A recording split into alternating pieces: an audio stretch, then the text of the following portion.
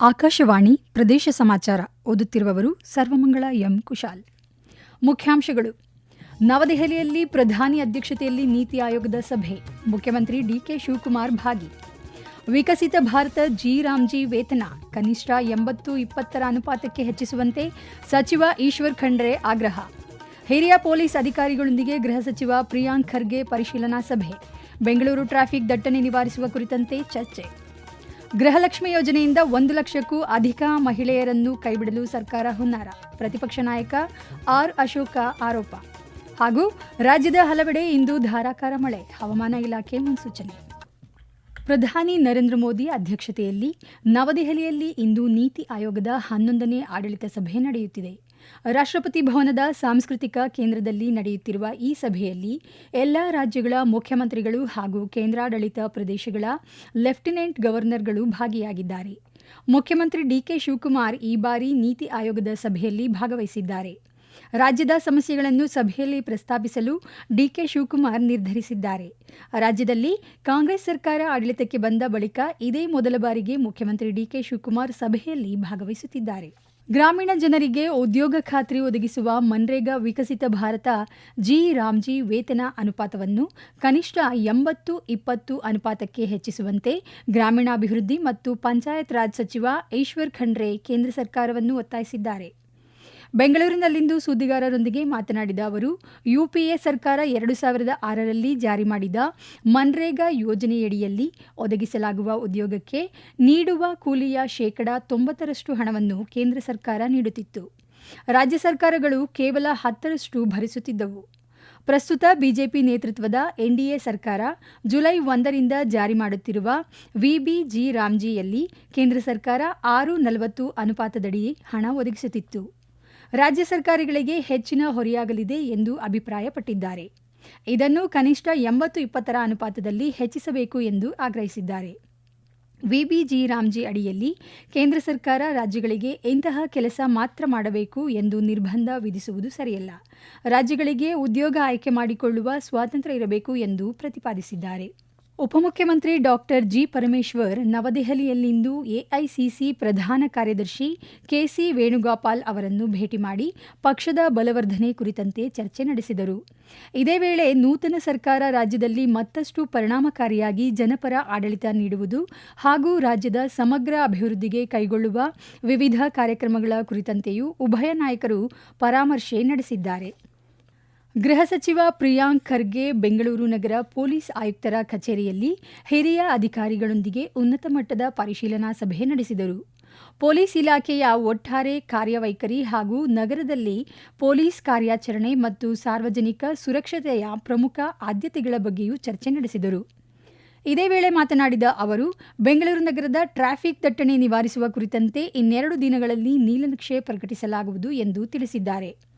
BMTC, BMRCL ಮತ್ತು ಖಾಸಗಿ ಸಹಭಾಗಿತ್ವದೊಂದಿಗೆ Bengaluru urban mobility mission ತಂಡವನ್ನು ರಚಿಸಲಾಗುವುದು ಎಂದು ಹೇಳಿದ್ದಾರೆ.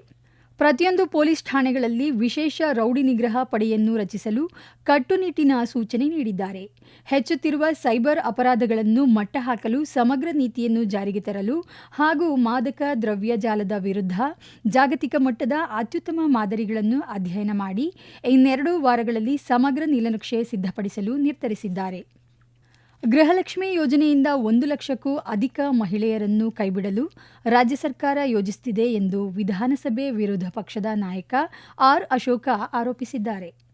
ಸಾಮಾಜಿಕ ಜಾಲತಾಣದಲ್ಲಿ ಪೋಸ್ಟ್ ಮಾಡಿರುವ ಅವರು, ಪ್ರತಿ ಮನೆಯ ಯಜಮಾನಿಗೂ 2,000 ರೂಪಾಯಿ ನೀಡಲಾಗುವುದು ಎಂದು ಘೋಷಿಸಿ ಅಧಿಕಾರಕ್ಕೆ ಬಂದ ಕಾಂಗ್ರೆಸ್ ಈಗ 17 ಜಿಲ್ಲೆಗಳಲ್ಲಿ 1,12,092ಕ್ಕೂ ಹೆಚ್ಚು ಮಹಿಳೆಯರನ್ನು ಗೃಹಲಕ್ಷ್ಮಿ ಯೋಜನೆಯಿಂದ ಹೊರಗಿಡಲು ಹುನ್ನಾರ ನಡೆಸಿದೆ ಎಂದು ದೂರಿದ್ದಾರೆ. ಬಯೋಮೆಟ್ರಿಕ್ ಪರಿಶೀಲನಾ ವಿಧಾನಗಳ ಮೂಲಕ ಸರ್ಕಾರ ಫಲಾನುಭವಿಗಳಿಗೆ ತೊಂದರೆ ನೀಡುತ್ತಿದ್ದು, ಮಹಿಳಾ ಸಬಲೀಕರಣಕ್ಕೆ ಸರ್ಕಾರದ ಬದ್ಧತೆಯನ್ನು ಅವರು ಪ್ರಶ್ನಿಸಿದ್ದಾರೆ. ಪ್ರದೇಶ ಸಮಾಚಾರ ಕೇಳುತ್ತಿದ್ದೀರಿ. ನಮ್ಮ ಎಲ್ಲಾ ರಾಷ್ಟ್ರೀಯ ವಾರ್ತೆಗಳು ಹಾಗೂ ಪ್ರದೇಶ ಸಮಾಚಾರ ಈಗ ಆಕಾಶವಾಣಿ ನ್ಯೂಸ್ ಕನ್ನಡ ಯೂಟ್ಯೂಬ್ ಚಾನೆಲ್ನಲ್ಲಿ ಲಭ್ಯ.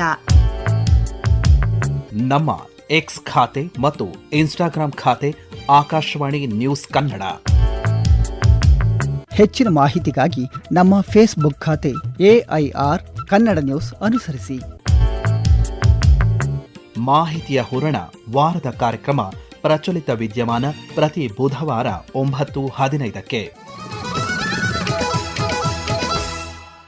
ಕೋಲಾರ ಜಿಲ್ಲೆಯ ಮಾಲೂರು ತಾಲೂಕಿನ ವಿವಿಧ ಗ್ರಾಮಗಳಲ್ಲಿ ಸರ್ಕಾರಿ ಜಮೀನುಗಳಿಗೆ ಸಂಬಂಧಿಸಿದಂತೆ ಅಕ್ರಮ ದಾಖಲೆ ಸೃಷ್ಟಿಸಿರುವ ಕುರಿತು ಬಂದಿರುವ ದೂರುಗಳ ಹಿನ್ನೆಲೆಯಲ್ಲಿ ಬೆಂಗಳೂರು ವಿಭಾಗದ ಪ್ರಾದೇಶಿಕ ಆಯುಕ್ತರು ವಿಶೇಷ ತನಿಖಾ ತಂಡ ರಚಿಸಿದ್ದಾರೆ.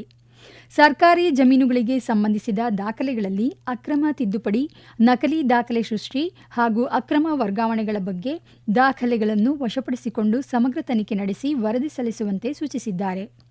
ವಿಶೇಷ ತನಿಖಾ ತಂಡದಲ್ಲಿ ಪ್ರಾದೇಶಿಕ ಆಯುಕ್ತರ ಕಚೇರಿ, ತಹಶೀಲ್ದಾರ್ ಸುಮಂತ್, ಕಂದಾಯ ಲೆಕ್ಕ ಪರಿಶೋಧಕ TS ಅನಿಲ್ ಕುಮಾರ್, ಶಿರಸ್ತೇದಾರ್ ಶಶಾಂಕ್ ಹಾಗೂ ಪ್ರಥಮ ದರ್ಜೆ ಸಹಾಯಕ S ನವೀನ್ ಅವರನ್ನು ನೇಮಕ ಮಾಡಲಾಗಿದೆ. ಸರ್ಕಾರಿ ಜಮೀನುಗಳ ಅಕ್ರಮ ವರ್ಗಾವಣೆ ಕುರಿತು ಸಾರ್ವಜನಿಕರಿಂದ ಹಾಗೂ ವಿವಿಧ ವಲಯಗಳಿಂದ ದೂರುಗಳು ಬಂದ ಹಿನ್ನೆಲೆ ಈ ಕ್ರಮ ಕೈಗೊಳ್ಳಲಾಗಿದೆ ಎಂದು ಆದೇಶದಲ್ಲಿ ತಿಳಿಸಲಾಗಿದೆ. ಸರ್ಕಾರಿ ಆಸ್ಪತ್ರೆಗಳಲ್ಲಿ ಸಕಾಲದಲ್ಲಿ ಚುಚ್ಚುಮದ್ದುಗಳು ಹಾಗೂ ಔಷಧಿಗಳು ಲಭ್ಯವಿರುವ ಬಗ್ಗೆ ಪರಿಶೀಲಿಸುವಂತೆ ಅಧಿಕಾರಿಗಳಿಗೆ ಹಾಸನ ಜಿಲ್ಲಾ ಪಂಚಾಯಿತಿ ಮುಖ್ಯ ಕಾರ್ಯನಿರ್ವಹಣಾಧಿಕಾರಿ ಶುಭಂ ಶುಕ್ಲಾ ತಿಳಿಸಿದ್ದಾರೆ. ಜಿಲ್ಲೆಯ ಅರಸೀಕೆರೆ ತಾಲೂಕಿನ ಉಂಡಿಗನಾಳು, ಬಂದೂರು ಹಾಗೂ ಜಾವಗಲ್ ಗ್ರಾಮ ಪಂಚಾಯಿತಿಗಳಿಗೆ ಭೇಟಿ ನೀಡಿ ವಿವಿಧ ಯೋಜನೆಗಳಡಿ ಅನುಷ್ಠಾನ ಮಾಡಲಾಗಿರುವ ಕಾಮಗಾರಿಗಳನ್ನು ಪರಿಶೀಲಿಸಿದ ಅವರು ಪ್ರಾಥಮಿಕ ಚಿಕಿತ್ಸಾ ಕೇಂದ್ರಕ್ಕೆ ಭೇಟಿ ನೀಡಿ ಅಲ್ಲಿಯ ವ್ಯವಸ್ಥೆಗಳ ಬಗ್ಗೆ ವೈದ್ಯರಿಂದ ಮಾಹಿತಿ ಪಡೆದರು. ಅಂಗನವಾಡಿಯಲ್ಲಿ ಅಳವಡಿಸಿರುವ ನಲ್ಲಿಯಲ್ಲಿ ನೀರು ಬರದಿರುವುದನ್ನು ಗಮನಿಸಿ ಕೂಡಲೇ ಸರಿಪಡಿಸಿ ವರದಿ ಮಾಡುವಂತೆ ಪಂಚಾಯಿತಿ ಅಭಿವೃದ್ಧಿ ಅಧಿಕಾರಿಗಳಿಗೆ ಸೂಚಿಸಿದರು. ಜಾವಗಲ್ ಗ್ರಾಮ ಪಂಚಾಯಿತಿ ವ್ಯಾಪ್ತಿಯ KPS ಶಾಲೆಗೆ ಭೇಟಿ ನೀಡಿ ಶಾಲೆಯ ಸ್ವಚ್ಛತೆಯನ್ನು ಕಾಪಾಡುವಂತೆ ಹಾಗೂ ನೀರು ಪೋಲಾಗದಂತೆ ನಲ್ಲಿಗಳನ್ನು ಅಳವಡಿಸಲು ಶಾಲಾ ಶಿಕ್ಷಕರಿಗೆ ಹಾಗೂ ಪಂಚಾಯಿತಿ ಅಭಿವೃದ್ಧಿ ಅಧಿಕಾರಿಗಳಿಗೆ ಸೂಚಿಸಿದರು. ಮುಂಗಾರು ಹಂಗಾಮಿನಲ್ಲಿ ರೈತರಿಗೆ ಗುಣಮಟ್ಟದ ಬಿತ್ತನೆ ಬೀಜ ಹಾಗೂ ಸಮರ್ಪಕ ರಸಗೊಬ್ಬರ ಪೂರೈಕೆ ಖಚಿತಪಡಿಸುವ ನಿಟ್ಟಿನಲ್ಲಿ ಯಾದಗಿರಿಯಲ್ಲಿ ಕೃಷಿ ಇಲಾಖೆ ಜಿಲ್ಲಾದ್ಯಂತ ವ್ಯಾಪಕ ತಪಾಸಣೆ ಮತ್ತು ಜಾಗೃತಿ ಕಾರ್ಯಾಚರಣೆ ನಡೆಸಿದೆ. ಜಿಲ್ಲೆಯ ಗುರುಮಠಕಲ್ ತಾಲೂಕಿನ ಮಲ್ಲಾಪುರ ಗ್ರಾಮದಲ್ಲಿ ಪರವಾನಗಿ ಇಲ್ಲದೆ BT ಹತ್ತಿ ಬೀಜ ಮಾರಾಟ ಮಾಡಲಾಗುತ್ತಿದೆ ಎಂಬ ಖಚಿತ ಮಾಹಿತಿಯ ಮೇರೆಗೆ ಕೃಷಿ ಇಲಾಖೆ ಅಧಿಕಾರಿಗಳು ಹಾಗೂ ಸ್ಥಳೀಯ ಪೊಲೀಸರು ಜಂಟಿಯಾಗಿ ದಾಳಿ ನಡೆಸಿ ಲಕ್ಷಕ್ಕೂ ಅಧಿಕ ಮೌಲ್ಯದ ಹತ್ತಿ ಬೀಜಗಳನ್ನು ವಶಪಡಿಸಿಕೊಂಡಿದ್ದಾರೆ. ರಸಗೊಬ್ಬರ ವಿತರಣೆಯಲ್ಲಿ ನಿಯಮ ಉಲ್ಲಂಘನೆ ಕಂಡುಬಂದ ಹಿನ್ನೆಲೆಯಲ್ಲಿ ಶಹಾಪುರ ನಗರದ 2 ಗೊಬ್ಬರ ಮಾರಾಟ ಕೇಂದ್ರಗಳ ಪರವಾನಗಿ ಅಮಾನತುಗೊಳಿಸಲಾಗಿದೆ. ಅನುಮಾನಾಸ್ಪದವಾಗಿ ಬಿತ್ತನೆ ಬೀಜ ಅಥವಾ ರಸಗೊಬ್ಬರ ಮಾರಾಟ ನಡೆಸುತ್ತಿರುವುದು ಕಂಡುಬಂದರೆ ತಕ್ಷಣ ಕೃಷಿ ಇಲಾಖೆಯ ಅಧಿಕಾರಿಗಳಿಗೆ ಮಾಹಿತಿ ನೀಡಬೇಕು ಎಂದು ಕೃಷಿ ಇಲಾಖೆ ಜಂಟಿ ಕೃಷಿ ನಿರ್ದೇಶಕ ರತೇಂದ್ರನಾಥ್ ಸುಗೂರ್ ತಿಳಿಸಿದ್ದಾರೆ. ರಾಜ್ಯದ ಹಲವೆಡೆ ಮಳೆಯಾಗಿದೆ. ಉಡುಪಿ ಜಿಲ್ಲೆಯ ಕಟಪಾಡಿಯಲ್ಲಿ 73 ಸೆಂಟಿಮೀಟರ್, ದಕ್ಷಿಣ ಕನ್ನಡ ಜಿಲ್ಲೆಯ ಪಡುಮರ್ನಾಡಿನಲ್ಲಿ 57 ಸೆಂಟಿಮೀಟರ್ ಮಳೆಯಾಗಿದೆ. ಮುಂದಿನ 24 ಗಂಟೆಗಳಲ್ಲಿ ರಾಜ್ಯದ ಹಲವೆಡೆ ಮಳೆಯಾಗಲಿದೆ ಎಂದು ಹವಾಮಾನ ಇಲಾಖೆ ಮುನ್ನೆಚ್ಚರಿಕೆ ನೀಡಿದೆ. ಕರಾವಳಿ ಜಿಲ್ಲೆಗಳಾದ ದಕ್ಷಿಣ ಕನ್ನಡ, ಉಡುಪಿ, ಉತ್ತರ ಕನ್ನಡ ಜಿಲ್ಲೆಗಳ ಹಲವೆಡೆ ಇಂದು ಧಾರಾಕಾರ ಮಳೆಯಾಗುವ ಸಾಧ್ಯತೆ ಇದೆ ಎಂದು ಹವಾಮಾನ ಇಲಾಖೆ ಮುನ್ನೆಚ್ಚರಿಕೆ ನೀಡಿದೆ. ದಕ್ಷಿಣ ಒಳನಾಡು ಹಾಗೂ ಉತ್ತರ ಒಳನಾಡಿನ ಜಿಲ್ಲೆಗಳ ಕೆಲವು ಸ್ಥಳಗಳಲ್ಲಿ ಹಗುರದಿಂದ ಗುಡುಗು ಸಹಿತ ಮಳೆಯಾಗುವ ಸಾಧ್ಯತೆ ಇದೆ. ಸಂಕ್ಷಿಪ್ತ ಸುದ್ದಿಗಳು. ಯಾದಗಿರಿ ಜಿಲ್ಲೆಯ ವಿವಿಧ ಭಾಗಗಳಲ್ಲಿ ನಡೆಯುತ್ತಿರುವ ಅಕ್ರಮ ಮರಳು ಹಾಗೂ ಇತರೆ ಉಪಖನಿಜಗಳ ಗಣಿಗಾರಿಕೆ ಮತ್ತು ಸಾಗಾಣಿಕೆಯನ್ನು ಕಟ್ಟುನಿಟ್ಟಾಗಿ ತಡೆಗಟ್ಟುವಂತೆ ಯಾದಗಿರಿ ಜಿಲ್ಲಾಧಿಕಾರಿ ರಾಹುಲ್ ತುಕಾರಾಂ ಪಾಂಡ್ವೆ ಸಂಬಂಧಿತ ಅಧಿಕಾರಿಗಳಿಗೆ ಸೂಚನೆ ನೀಡಿದ್ದಾರೆ. ದಾವಣಗೆರೆ ವಿಶ್ವವಿದ್ಯಾಲಯದಿಂದ ಸಿದ್ಧಪಡಿಸಲಾಗುತ್ತಿರುವ 2024-25ನೇ ಸಾಲಿನ ಜಿಲ್ಲಾ ಮಾನವ ಅಭಿವೃದ್ಧಿ ವರದಿ ಹಾಗೂ ಸಮಗ್ರ ಮತ್ತು ಸುಸ್ಥಿರ ಅಭಿವೃದ್ಧಿ ಯೋಜನೆ 2031ಕ್ಕೆ ಸಂಬಂಧಿಸಿದಂತೆ ಜಿಲ್ಲಾ ಮಟ್ಟದ ಅಧಿಕಾರಿಗಳು ನಿಖರ ಅಂಕಿಅಂಶ ನೀಡಬೇಕು ಎಂದು ಜಿಲ್ಲಾ ಪಂಚಾಯತ್ ಮುಖ್ಯ ಕಾರ್ಯನಿರ್ವಹಣಾಧಿಕಾರಿ ಗಿತ್ತೆ ಮಾಧವ ವಿಠಲರಾವ್ ಸೂಚನೆ ನೀಡಿದ್ದಾರೆ. ಕೊನೆಯಲ್ಲಿ ಮತ್ತೊಮ್ಮೆ ಮುಖ್ಯಾಂಶಗಳು. ನವದೆಹಲಿಯಲ್ಲಿ ಪ್ರಧಾನಿ ಅಧ್ಯಕ್ಷತೆಯಲ್ಲಿ ನೀತಿ ಆಯೋಗದ ಸಭೆ, ಮುಖ್ಯಮಂತ್ರಿ DK ಶಿವಕುಮಾರ್ ಭಾಗಿ. ವಿಕಸಿತ ಭಾರತ ಜಿ ವೇತನ ಕನಿಷ್ಠ 80-20 ಅನುಪಾತಕ್ಕೆ ಹೆಚ್ಚಿಸುವಂತೆ ಸಚಿವ ಈಶ್ವರ್ ಖಂಡ್ರೆ ಆಗ್ರಹ. ಹಿರಿಯ ಪೊಲೀಸ್ ಅಧಿಕಾರಿಗಳೊಂದಿಗೆ ಗೃಹ ಸಚಿವ ಪ್ರಿಯಾಂಕ್ ಖರ್ಗೆ ಪರಿಶೀಲನಾ ಸಭೆ. ಬೆಂಗಳೂರು ಟ್ರಾಫಿಕ್ ದಟ್ಟಣೆ ನಿವಾರಿಸುವ ಕುರಿತಂತೆ ಚರ್ಚೆ. ಗೃಹಲಕ್ಷ್ಮಿ ಯೋಜನೆಯಿಂದ 1 ಲಕ್ಷಕ್ಕೂ ಅಧಿಕ ಮಹಿಳೆಯರನ್ನು ಕೈಬಿಡಲು ಸರ್ಕಾರ ಹುನ್ನಾರ. ಪ್ರತಿಪಕ್ಷ ನಾಯಕ R ಅಶೋಕ ಆರೋಪ. ಹಾಗೂ ರಾಜ್ಯದ ಹಲವೆಡೆ ಇಂದು ಧಾರಾಕಾರ ಮಳೆ, ಹವಾಮಾನ ಇಲಾಖೆ ಮುನ್ಸೂಚನೆ. ಇಲ್ಲಿಗೆ ಪ್ರದೇಶ ಸಮಾಚಾರ ಮುಗಿಯಿತು. ನಮ್ಮ ಮುಂದಿನ ವಾರ್ತಾ ಪ್ರಸಾರ ಸಂಜೆ 6:40.